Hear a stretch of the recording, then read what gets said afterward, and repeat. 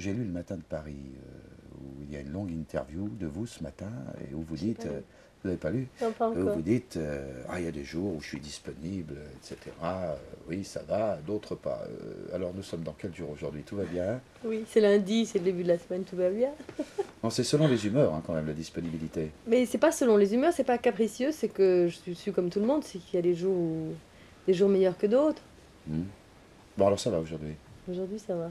Nous avons choisi un film pour illustrer cette soirée qui vous est consacrée. C'est un film dont vous êtes productrice. C'est Zig Zig. Absolument. Et d'ailleurs, Première et seule expérience de productrice. c'est vrai.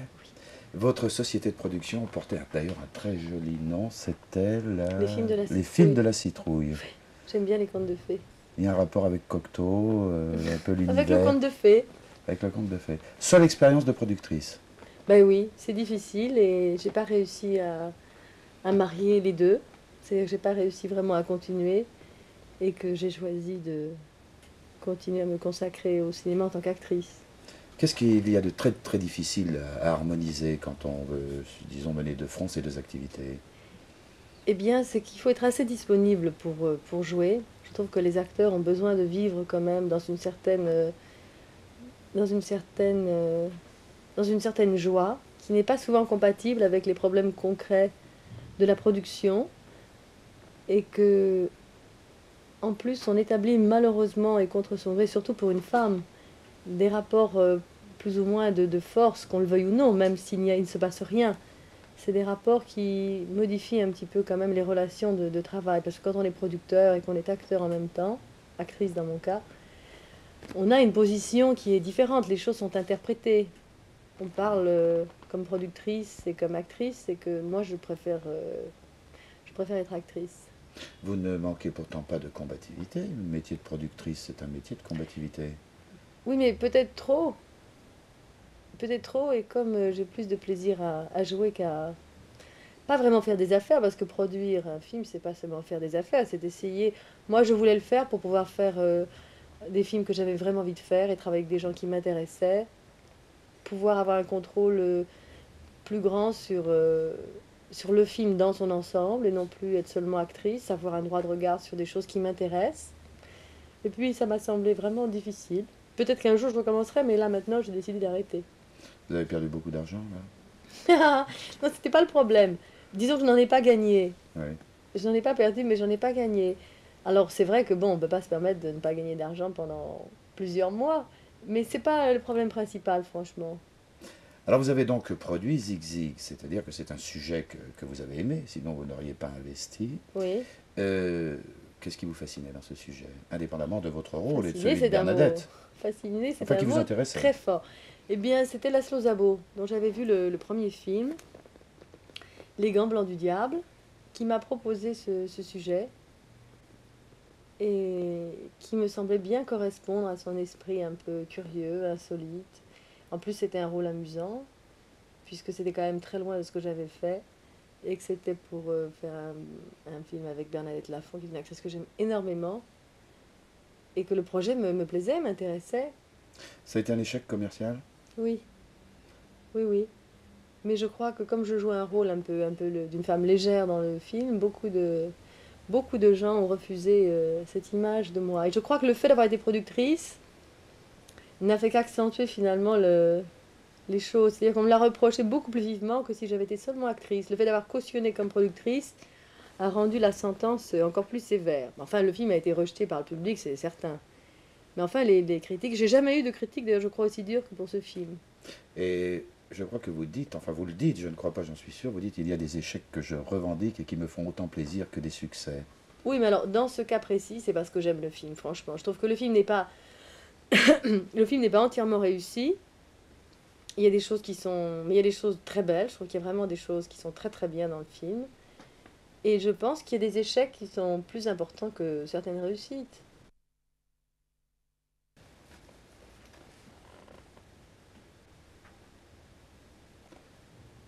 Zig Zig, ça c'est une vieille histoire, c'est 1972. Vous vous souveniez de la C'est date, non? 72? 72. Non, Sorti non. en 75, non, pardon. C'est plus récent que Ah ça. oui, c'est ça. Oui, ça me 75. semblait bien Fondation de loin. la société de production 72 et 75 la sortie de Zig Zig. Oui, enfin, on va pas Non, s'égarer très dans bien. les chiffres. On va parler de Catherine Deneuve-80. Bon, bah, c'est le film de Truffaut, Le Dernier Métro. Et dans les motivations de François, ce qu'il y a de très extraordinaire, il en énonce trois de motivations. La première, les coulisses d'un théâtre. La seconde, l'occupation. Et la troisième, donner à Catherine Deneuve un rôle responsable. Je crois que c'est une explication de son choix, du choix de l'actrice pour le rôle. Je ne pense pas que ce soit vraiment une des motivations profondes. Je pense que quand il a pensé au personnage, il a pensé très vite à moi, ça c'est certain. Mais je crois que la motivation de François est plus liée à son... J'ai l'impression que c'est quelqu'un qui a des thèmes et qui aborde quand même ces thèmes depuis toujours dans ses films. Mhm. Et que là, il a réuni des choses qu'il avait envie de faire depuis longtemps et qu'il avait déjà abordées. C'est-à-dire qu'il a abordé au théâtre, qu'il avait abordé au cinéma avec La Nuit américaine, c'est-à-dire les coulisses du théâtre, l'occupation à Paris et Mais le spectacle pendant l'occupation. vous vous excluez comme ça, mais aussi vous êtes l'une des motivations. C'est votre pudeur qui vous Non, pas empêche. du tout. C'est parce que le mot motivation me semble fort. Je crois qu'il lui a semblé évident assez vite que ce serait bien pour moi de jouer ce rôle, mais je ne pense pas que ce soit une de ses motivations, disons, d'écrivain, puisque c'est lui qui a fait le scénario. Je ne crois pas que ce soit une des raisons pour lesquelles il a écrit ce rôle. Ce rôle, il y a pensé, et je pense qu'il a pensé très vite à moi. Alors pour vous, en tant que comédienne, c'est un créneau d'emploi nouveau que l'on vous offre C'est avec ce ce qu'on me rôle-là. dit, c'est C'est ce que l'on me vrai. dit. Ça me semble moins évident que pour vous, sans doute. Vous, ça vous paraît dans un cheminement normal. Non, c'est pas que c'est normal, mais ce qui me frappe beaucoup, c'est qu'on me parle d'une telle modification, d'un tel changement de personnage. Je n'ai pas l'impression d'avoir...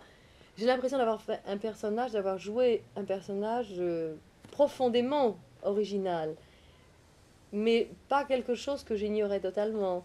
Ce qui est certain, c'est que j'ai de vraies responsabilités dans ce film, que je joue un personnage Maîtresse femme. maîtresse femme, oui, Mhm. mais enfin femme avant tout, Oui. avec de vraies responsabilités dans un contexte qui rend évidemment le film très, très grave, qui est le spectacle à Paris pendant l'occupation. Mhm. C'est ça vraiment l'originalité du film. Là, vous avez comme partenaire, entre autres, Gérard Depardieu. Voilà aussi l'émanation d'une nouvelle génération de comédiens. La question n'est pas perfide, mais est-ce que finalement, avec cette génération-là, est-ce qu'on s'adapte à leur jeu facilement? Comment vous ressentez finalement le jeu avec ces acteurs, enfin cette nouvelle vague d'acteurs, très différente de l'ancienne, par exemple, parlons de Montand et du Sauvage, etc. Bon, est-ce que c'est très très différent? Sincèrement, hein, parce que vous me dites, ils sont tous bien, non, formidables, etc. Non, je vais pas vous dire ça, bien que je pense qu'il soit un acteur formidable. Je ne ressens pas cette différence non plus, franchement. Non. Ce que je ressens, c'est que Gérard Depardieu me semble un acteur tout à fait à part. Il me semble un acteur à part parce que c'est quelqu'un d'instinctif, c'est quelqu'un de très... C'est un acteur qui peut tout jouer, c'est un acteur qui peut vraiment tout faire, qui peut dire un texte classique, un texte moderne. C'est un acteur qui... On croit à tout ce qu'il dit, il a un pouvoir formidable, il a une véritable présence, c'est un héros, c'est vraiment un acteur d'une dimension extraordinaire. Mais en ce qui concerne la génération d'acteurs, je me suis jamais sentie faisant partie d'une autre école, parce que moi, j'ai jamais appartenu à aucune école. C'est vrai, vous êtes rentré, c'est vrai aussi par hasard un petit peu dans ce métier. Il y a un environnement familial un petit peu quand même qui l'a favorisé. Votre mère était comédienne, votre père travaillait dans le cinéma, votre sœur était comédienne. Comment avez-vous fait pour vous précipiter dans ce monde avec quand même un des traits qui vous caractérisait à l'époque, je ne sais plus maintenant, la timidité? On m'y a précipité. C'est le hasard. J'ai commencé au cinéma dans un film avec ma sœur pour jouer le rôle de sa sœur. Et après, quelqu'un m'a vu dans ce film, m'a proposé un autre film et ça a été un enchaînement. Mais c'est vrai qu'au départ, ça, quand j'y repense, ça me paraît incroyable parce que c'était difficilement compatible avec ma nature, oui. Là, ça a été un petit peu un viol. Oui, enfin, disons, un viol consentant. C'est par curiosité quand même que vous avez mis le bout du nez dans cet univers, dans ce monde. Quelle était véritablement Sans la... doute la curiosité, Oui, oui, sans doute au départ. oui.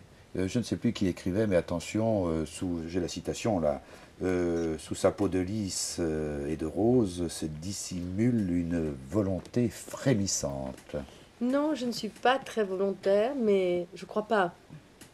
J'ai des velléités, mais je ne suis pas très très volontaire. Il y a des choses auxquelles je tiens, Et c'est vrai que les choses auxquelles je tiens, j'y tiens profondément. J'ai de l'énergie, je crois, plus que de la volonté. Mhm. Comment vous êtes apparu sur cet univers cinématographique, alors sur le plateau en tant qu'actrice au début? C'est difficile à dire parce qu'un tournage, vu de l'extérieur, c'est vrai que c'est un tournage et on voit des choses noires et puis une zone de lumière très grande. Et généralement, les gens qui voient un tournage sont toujours à l'extérieur de cette zone de lumière et d'ombre. Mais quand on est dans la zone de lumière, on voit d'abord une zone d'ombre et une zone d'ombre encore plus grande. On ne distingue pas les gens. On est dans quelque chose où on finit par oublier. Totalement. Presque totalement. C'est pour ça que personnellement, je n'aime pas tellement les visites sur les tournages parce que les présences étrangères sont vraiment étrangères. Autant Mhm. après, j'aime bien parler des choses, autant pendant le tournage, c'est difficile parce que c'est difficile d'arriver à être vraiment dans ce que l'on fait. Surtout quand souvent on tourne des choses dans le désordre et qu'il faut être dans les 5 minutes dans un état d'émotion ou de tension très grande. Donc c'est vrai que c'est important le silence. Alors, il y a eu à vos débuts une espèce d'image enfin l'image qui s'installe, hein, dont on n'est pas responsable. Bon, il y avait le côté jeune fille, jolie, bien sage. Il n'y avait pas une belle-mère de France qui n'a pas rêvé de marier son fils à une jeune fille aussi bien élevée, bien éduquée. C'est vrai, Oui, oui, c'est vrai. Oui, c'est oui, vrai. oui. Puis alors, il y en avait d'autres qui trouvaient autre chose. Ils trouvaient de l'érotisme sous cellophane. Ça, c'est aussi une expression d'une critique. Oui, Comment on mais ça fait pour c'est, naviguer au milieu de ces images-là? mais ça ce sont des images qui viennent, je crois, les unes comme ça après les autres, selon les films. Ça, l'érotisme, ça c'est après Belle de jour. J'ai eu des images successives à cause finalement de films tellement différents que j'ai tournés depuis quelques années. Donc les images s'ajoutent, et puis il y a une partie des images qui sont éliminées, et puis il y en a d'autres qui reviennent, et puis à la fin l'image que l'on se fait de quelqu'un se précise. Mais c'est une succession de rôles finalement, Oui, alors ça, c'est très curieux parce d'impressions. que les metteurs en scène, au fil des films, ont révélé au public un petit peu l'intériorité. Bon, ben, Buñuel a donné la dimension, une autre dimension, etc. Rapneau a montré votre fantaisie, votre humour. Je veux dire, un peu, les metteurs en scène ont été un petit peu les révélateurs de l'image. Oui, et ce qui me frappe quand même, c'est que souvent, encore aujourd'hui, on me... Enfin, pas en ce moment avec la sortie du dernier métro, mais souvent quand même, ce que j'entends qui revient le plus souvent, c'est cette image blonde et froide. Malgré tout, l'image est plus forte et souvent on me dit, mais alors est-ce qu'il y a quelqu'un d'autre derrière cette image blonde et froide? Alors bon, il y a toujours de toute façon, derrière quelque chose de froid, quand on parle d'un être humain, il y a toujours quelque chose, ça c'est sûr.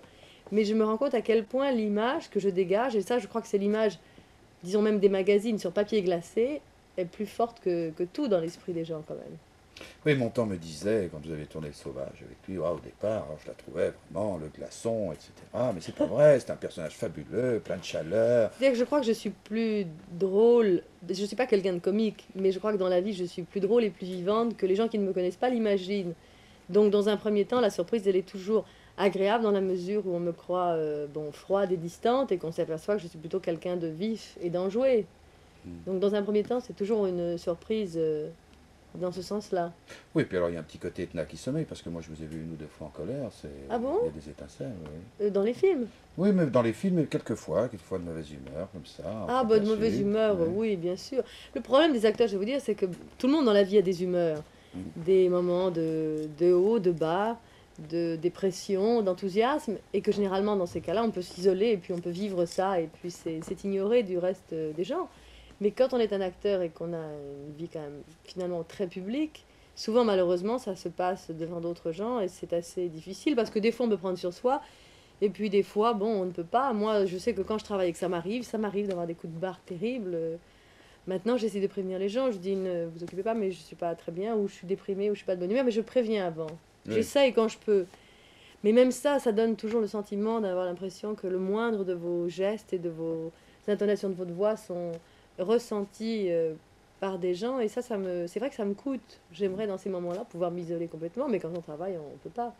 Vous avez quand même donné des coups de canif à cette image de marque, enfin courageusement, je veux dire, parce que C'est votre pas pub, du courage de ma part. après la carte postale sentimentale, c'est pas péjoratif, hein, ce que je dis des parapluies, Non, de mais les Cherbourg, sentiments ne sont pas. d'aller faire un tour chez Buñuel pour Chez Belle de Polanski jour, et avant. puis chez Polanski pour Répulsion Oui. surtout. Tout de suite après les parapluies d'ailleurs, j'ai fait Oui, c'était un défi, ça, une Répulsion. provocation ou une envie? Mais pas du tout, c'était une envie et puis une rencontre avec Polanski qui m'avait vraiment épaté énormément avec un film que je venais juste de voir qui était Le couteau dans l'eau. Oui. Et c'était une envie de travailler avec lui. Je Puis il y avait trouve eu que c'était Cul-de-sac aussi réciproque. avant. Non, non, c'était après Après, Cul-de-sac. après Oui, oui. Cul-de-sac. Mais c'est le hasard, c'est pas du tout. Vous savez, on n'a pas de soi une image aussi extérieure. Moi, je ne me vois pas. Des fois, on m'oblige parce qu'on me pose des questions et je suis obligée d'analyser les choses. Mais sinon, les choses se font surtout dans ce métier beaucoup par hasard. Alors, des envies, des rencontres, et puis bien sûr des choix. Mais l'idée n'est pas, on ne construit pas une carrière avec ce regard extérieur comme ça en disant, ben voilà, maintenant il faudrait faire ça. Il y a beaucoup de rencontres. Les acteurs, ils sont sollicités et puis finalement, ils choisissent parmi ce qu'on leur propose quand même. Alors au milieu de toutes ces images que je viens d'évoquer, là, quand vous feuilletez votre album personnel, est-ce que vous arrivez véritablement à retrouver la vôtre, la vraie image? Mais je n'ai pas une image de moi. Je n'ai pas d'image de moi. Non, non, non. Moi, je vis avec moi, avec. C'est pas le contraire de ce que je suis, mais je ne vis pas avec l'image publique. Je vis pas avec l'actrice. J'ai une vie, si peut-être pas intéressante pour les autres, mais j'ai une vie importante qui compte dans ma vie, à laquelle je consacre quand même du temps. J'ai des amis, j'ai une vie familiale. Tout ça fait que je ne perds jamais de vue. Je veux dire, je n'ai pas perdu mon identité.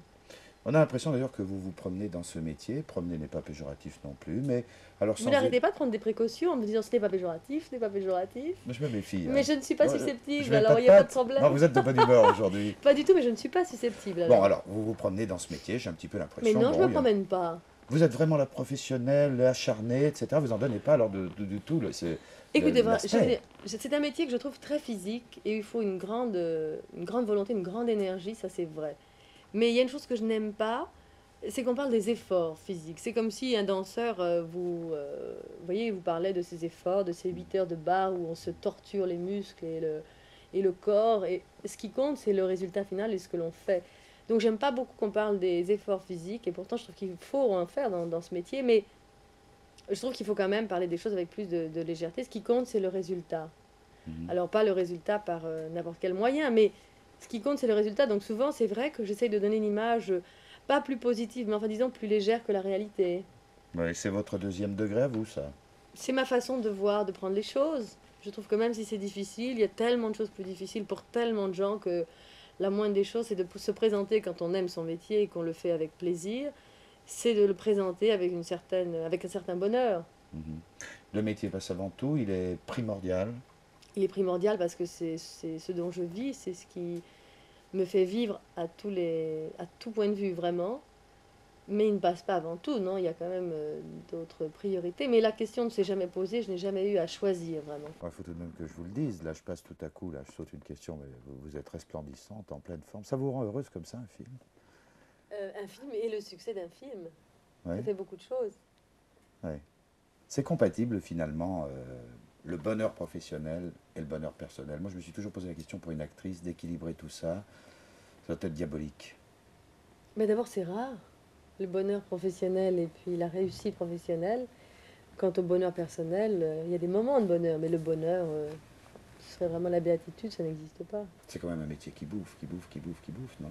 Oui, enfin moins que d'autres. Moins que d'autres. Et la Oui, disponibilité. c'est exact, mais enfin, il y a quand même des périodes où on ne travaille pas. Enfin, moi, je sais, j'ai quand même des grandes plages. Vous Je fais tournez à 2 peu films près par an. deux films, oui. Oui, C'est une bonne heureusement. cadence, ça. Oh oui, je crois pas que je pourrais plus. Alors vous dites, pour bien jouer, il faut se considérer comme un mythe. Là, je vous aimerais bien que vous Quoi? m'expliquiez. Ah oui, j'ai lu ça de Ah non, vous. non, non, mais faut pas croire tout ce qu'on dit dans les journaux. J'ai jamais dit un truc Ah, c'est pareil. facile de réfuter le journaliste, là. Oh bah oui, mais dites-moi son nom, on lui téléphone tout de suite. Un mythe? Oui, Non, pour bien jouer, il voilà. faut se considérer Une comme un mythe mythe. peut-être, mais pas un mythe. Non. J'emploie pas des mots comme ça en ce qui me concerne. Bon. Je suis contre le réalisme absolu, vous l'avez dit ça, non? Peut-être il y a un réalisme qui m'ennuie un peu au cinéma. Non pas parce que je crois qu'il faille aller au cinéma uniquement pour rêver, mais disons qu'il y a un réalisme qui m'intéresse quand on touche à certains sujets. Puis il y en a un qui ne m'intéresse pas, qui est celui de, bon, la platitude de la réalité. Vous regardez la vie avec un regard au deuxième degré. Par moment, oui. Il faut avoir de l'humour dans la vie. C'est une forme poétique d'évasion, ça, le deuxième degré. C'est le moyen de supporter des choses parfois insupportables. Mm. Vous n'aimez pas affronter les choses insupportables? Oh, je suis assez courageuse pour faire face quand il le faut, mais enfin, disons que j'ai pas toujours le moral que je voudrais pour affronter certaines choses. Quand vous n'avez pas le moral, qu'est-ce que vous faites? La planche, comme ça vous laissez passer, vous dites ça Bon, passera. c'est pas la planche, je plonge Au fond, au fond, mais on remonte toujours, ça c'est connu. alors, il y a une Mais phrase quand de on vous qui est plonge. très belle. J'espère qu'elle est de vous, hein, je me méfie Mais je maintenant. suis assez modeste. Si elle n'est pas de moi, je la réfuterai comme la précédente, Bon, même si elle est bonne. vous dites c'est un métier qui est incompatible avec la vie d'adulte. Ah, ce que j'ai dit, c'est que un acteur, enfin, ce que je pense vraiment, c'est qu'un acteur est quand même quelqu'un qui joue et que dans le mot jeu, il y a à la fois, bon, le jeu du plaisir de jouer et en même temps, comme les enfants, c'est-à-dire on joue avec sérieux, on joue sérieusement. Mhm. Et bien, c'est vrai que ça fait souvent appel à des choses de l'enfance, oui. C'est le réservoir où on puise, ça. On puisse pas, il faut faire revenir à la surface. C'est comme, je sais pas, c'est des états ou des choses dont il faut se souvenir, même si on s'en souvient pas. Il faut retrouver des choses de fraîcheur, pour pouvoir tourner et retourner et vraiment croire que c'est la première fois. Il faut pouvoir vraiment arriver à se mobiliser comme le font les enfants qui jouent éternellement au même jeu et toujours avec le même plaisir et la même candeur. Vous êtes une actrice d'instinct. Plutôt, oui, Mhm. C'est la première prise qui est la bonne, c'est... généralement. Ou la Oui. deuxième, mais plutôt les premières, oui. Mhm. Les metteurs en scène, on en a cité quelques-uns, hein, parmi les grands, Buñuel, Polanski, Truffaut, bon, Rapneau, Demi. Rapneau, Demy, oui, ça, voilà, oui, ça c'est votre artillerie de gagnante en quelque sorte, hein, ces metteurs en scène. Finalement, qu'est-ce que vous demandez à un metteur en scène? Ben, il y a des metteurs en scène qui sont fascinés par leur actrice. Bon, Truffaut est fasciné par ses actrices, notamment Il par aime vous. les acteurs. Et il l'aime, Ah oui, oui. il aime profondément les acteurs et ça, les acteurs le sentent parce que tous les acteurs, je crois, et les actrices particulièrement, ont envie de tourner avec lui et ça, je le comprends. C'est une chose qu'on sent très bien dans ses films. Mhm. L'amour qu'il a pour les gens de ce métier. D'ailleurs, il a consacré quand même 2 films aux acteurs, en tous les cas au Oui. cinéma et au théâtre. C'est quand même une grande preuve d'amour. Mais par exemple, la Jenny me disait que quand un metteur en scène, elle parlait de François Truffaut, est un peu fasciné, ça la gêne plutôt. Vous, quand vous sentez que le metteur en scène vous aime, enfin qu'il aime les acteurs, qu'il aime son actrice, etc., au sens professionnel du terme bien sûr, ça ne vous gêne pas hein, cet investissement ou si au contraire ça vous libère plus? Mais c'est-à-dire que je n'ai pas ressenti ce qu'elle a ressenti. Mais peut-être que si elle faisait un deuxième film avec François Truffaut, elle penserait différemment. Moi, j'ai déjà tourné avec lui il y a une dizaine d'années, et donc je n'ai pas la même, je peux pas avoir évidemment la même impression. En plus, c'est quelqu'un que je connais, et même s'il y a 10 ans que nous avons tourné ensemble, c'est quelqu'un que je vois et que je revois souvent, donc c'est tout à fait différent. Puis à La Sirène du Mississippi, c'était une autre révélation, un rôle de garce, Oui, une erreur, roman noir, un roman Irish, le noir. policier, oui. Ouais. Tout à l'heure, là, quand on changeait les bobines avec les techniciens, on se disait alors, finalement quel est son plus beau film? Et tout le monde tombait finalement d'accord sur Belle de jour. Vous êtes d'accord avec nous? Mais vous savez, c'est très difficile parce que on peut pas parler de plus beau film. Et Belle de jour, c'est vrai qu'alors ça a été une identification pour le public, c'est très curieux. Non pas qu'on pense que je sois ce personnage, mais il y a une envie en tous les cas de dire ah ben voilà, ce qu'on ne connaît pas d'elle, ça pourrait être ça. Il y a quelque chose quand même de mystérieux, plus les fantasmes et la fantaisie de chacun. C'est un rôle qui m'a terriblement marqué dans l'esprit du public. Partout, partout, partout, partout. À l'étranger, partout, je suis toujours étonnée. C'est un des premiers films qu'on me cite, c'est Belle de jour. Si je vous dis que vous êtes la dernière actrice française qui fait fantasmer, vous le prenez comment? Comme un compliment ou... Ah, comme un compliment, moi je suis pour la fantaisie. Et pour le fantasme aussi? Absolument. Oui, Oui, c'est un des plaisirs justement des acteurs. oui. Est-ce que vous trouvez normal que Romy Schneider, finalement, se voit attribuer les plus beaux rôles, enfin la majorité des plus beaux rôles que le cinéma français offre? Mais je vois pas ce qui serait anormal. C'est une très grande actrice, c'est une très très bonne actrice. Vous voulez dire parce qu'elle est étrangère? Non, pas du tout, pas du tout, pas du tout, pas du tout. Mais pourquoi elle Personnellement, je n'ai pas à me plaindre parce que les films que j'ai faits, les rôles que j'ai eus m'ont semblé vraiment... je n'ai aucune frustration d'actrice, donc je ne sais pas. Je me suis jamais franchement posé la question. Nous n'avons jamais eu les mêmes propositions, donc ça ne m'a jamais effleuré. hmm. Bon, vous auriez pu jouer une histoire simple, je veux dire, vous auriez pu jouer... Ah non, mais il est certain que j'aurais pu Oui. jouer des films qu'elle a fait, de même qu'il y a sans doute des films que j'ai fait qu'elle aurait pu jouer, je ne sais pas, mais je me suis jamais posé la question comme ça. Je veux dire, par nature, je suis pas très jalouse, Non, non, mais et pas sans être très jalouse, de envieuse. dire, tiens, j'ai eu Non, mais envie de ce enfin, donc rôle. je me pose jamais la question quand je vois une actrice dans un film. Moi, je suis très spectatrice. J'oublie vraiment. Je vais au cinéma d'ailleurs, j'évite d'aller en projection privée. Je vais au cinéma dans les salles. J'ai beaucoup de plaisir à voir les films en public. Et donc, quand je suis au cinéma, je veux dire, je vois une actrice, je pense pas qu'on fait le même métier. Par exemple, quand je suis en salle, je la regarde comme une spectatrice. Oui, mais ce qui n'empêche pas qu'en tant que spectatrice, quand vous voyez un beau rôle interprété par une autre actrice, vous pouvez peut-être vous dire, tiens, Oui, j'aurais mais bien comme c'est pas aimé. l'actrice qui voit le film, Ah, qu'est-ce que vous êtes forte là, vous en mais tirez non, mais très c'est bien. non, mais c'est vrai, je n'y pense pas. Peut-être qu'après, en y repensant, me dire oui, ça c'est vraiment un beau rôle. Mais comme moi-même j'ai de très beaux rôles, vous savez, c'est des choses qui peuvent à la limite m'effleurer, mais c'est pas des questions que je me pose vraiment parce que la question n'est pas très importante pour moi. Vous n'avez pas l'impression que vous êtes une actrice, enfin clivage entre une génération de stars, vous en êtes l'une des dernières avec Romy, puis maintenant il arrive toute une génération d'actrices, Adjani, Huppert, etc. etc.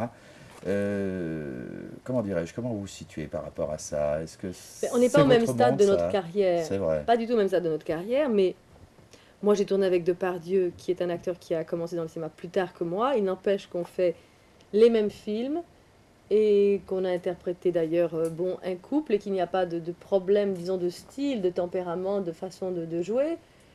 Et que ces actrices dont vous parlez ont commencé dans le cinéma après moi et qu'il se peut très bien qu'un jour je fasse un film avec Isabelle Adjani ou Isabelle Huppert. Je ne pense pas qu'après, si on tourne ensemble, je ne pense pas qu'on se poserait la question. C'est une question de style et de caractère, mais je ne les vois pas différentes. C'est-à-dire qu'elles ont une carrière plus jeune, plus fraîche, mais sinon, dans quelques années, on posera la question à d'autres jeunes comédiennes, à Isabelle Huppert ou à Isabelle Adjani, en leur posant la même question que celle que vous me posez. Bon, il y a un monde dans le cinéma. Enfin, non, c'est par univers un petit peu le cinéma. Je ne sais plus qui me parlait de ça, une actrice ou un acteur, en disant, bah, il y a des gens avec lesquels j'aurais bien aimé tourner, mais finalement, je ne fais pas partie de son univers et il n'a même pas l'idée de penser à moi. Est-ce que, par exemple, il y a des metteurs en scène avec lesquels vous auriez aimé tourner et puis qui peut-être ne pensent pas à vous, mais peut-être parce que vous n'êtes pas justement dans leur circuit, dans leur zone, si je puis dire. Vous comprenez ma question? Je comprends très bien votre question, et en ce qui me concerne, en tous les cas, c'est une question que je me pose souvent et sur laquelle je suis rassurée personnellement, et ça parce que les scénarios que je reçois sont tellement différents, d'origines tellement différentes, et je dis toujours que pour moi, ce qui compte, bien sûr la carrière, le plaisir de tourner, mais ce qui compte, c'est que des gens qui écrivent pour le cinéma et des gens qui ne sont peut-être même pas de ma génération, mais qu'ils aient envie d'écrire pour moi. Donc pour moi, l'idée, c'est vraiment l'envie de continuer à surprendre, pour donner envie à des gens, pour inspirer des gens. Je crois que c'est vraiment ça qui compte pour un acteur ou une actrice. À partir du moment où il est connu, c'est difficile encore d'étonner, mais ce qu'il faut, c'est donner envie à des gens qui écrivent d'écrire pour vous. Et vraiment, c'est une chose sur laquelle, enfin, un domaine dans lequel moi j'étais assez comblée, franchement. Oui. Oui, parce qu'il y a des gens qui sont pas du tout proches de mon univers et qui quand même n'hésiteront pas à me contacter pour un film. Moi, je sais que j'ai tourné il y a 2 ans avec un metteur en scène argentin qui s'appelle Hugo Santiago, un film que j'aime beaucoup, qui n'est pas non plus totalement réussi, mais qui n'est pas du tout, justement, qui fait pas du tout partie de mon univers. Mais je pense que s'il n'avait pas su avant que j'aurais pu accepter, il m'aurait jamais proposé. Mais étant donné les films que j'ai faits, je crois qu'il se dit qu'il y avait une chance que je le fasse. Oui. Et je pense qu'il y a des acteurs sur lesquels on n'est plus fermé. Moi, j'ai l'impression qu'il y a encore des portes ouvertes. Et la preuve, c'est que j'ai fait des films vraiment très très différents. Et c'est vrai que je tournerai demain sur un beau scénario avec un metteur en scène inconnu, ça c'est vrai. C'est le scénario qui déclenche Et tout, ça, on hein. le sait, je crois. C'est le scénario qui déclenche tout. Pour Pas vous. tout, mais enfin beaucoup de choses. Oui, parce que je trouve que c'est la chose sur laquelle on doit être le plus exigeant, c'est l'histoire. Alors, le dernier métro, le personnage que vous incarnez, j'y reviens en conclusion un petit peu de notre entretien, c'est que... Pourquoi vous souriez là? Non, c'est le mot conclusion d'entretien, parce que quand on parle, on oublie le mot entretien est un Oui. mot Bon, formel. il m'a semblé que là, c'était un virage de carrière, et je vais vous poser la question directement et sans précaution. Quand on regarde l'image que les gens ont de vous en ce moment, là, de neuf superbe, quoi, hein, superbe. Oui. Merci. Non, non, mais c'est vrai, mais c'est vrai. Et puis l'image dans le film de Truffaut, on sent tout à coup que Catherine Deneuve est passée ou va passer Ou de... compliquez pas ma tâche, la question est tellement difficile. Quand on se pose cette question aux actrices, je prends généralement une demi-heure. Non, on sent que Catherine Deneuve, de jeune première, etc., va passer au rôle de femme, donc il y a peut-être un virage qui s'amorce dans quelques années. Ah bon? Bah, oh, dans quelques années, bah, j'ai le temps. Oui, mais C'est voilà. pas pour ce soir la réponse alors. On se reverra dans quelques temps.